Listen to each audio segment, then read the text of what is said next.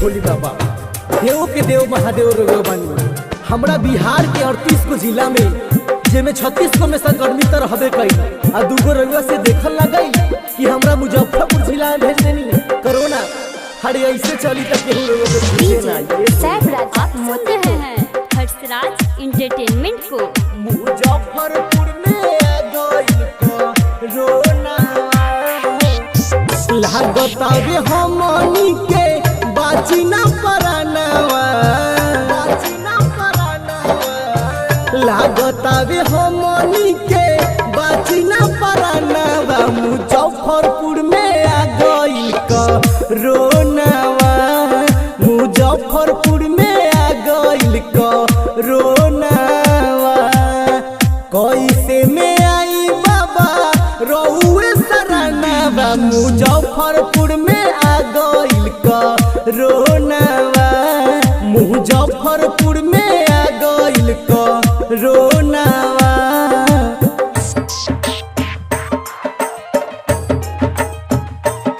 मुजफ्फरपुर में आ गइल कोरोनावा।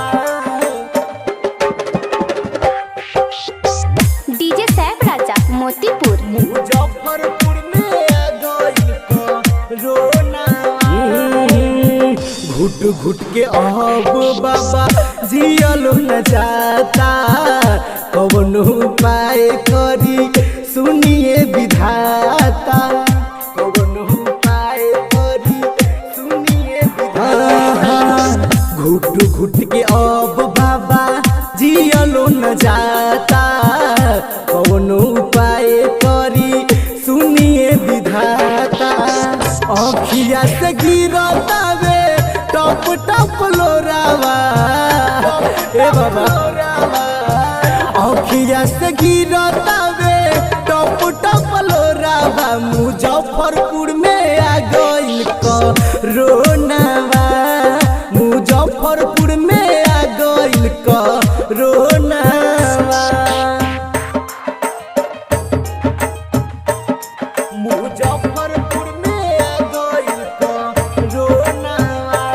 आप सुन रहे हैं हर्षराज एंटरटेनमेंट को डीजे सैफराज आप मोतीपुर मुजफ्फरपुर में आ गइल कोरोनावा। घर से न निकलतानी सारा बाट सील हो जलवा चढ़ावे कैसे आई मंदिर हो जलवा चढ़ावे कैसे आई मंदिर। घर से न निकलतानी सारा बाट सील हो जलवा चढ़ावे कैसे आई मंदिर हो।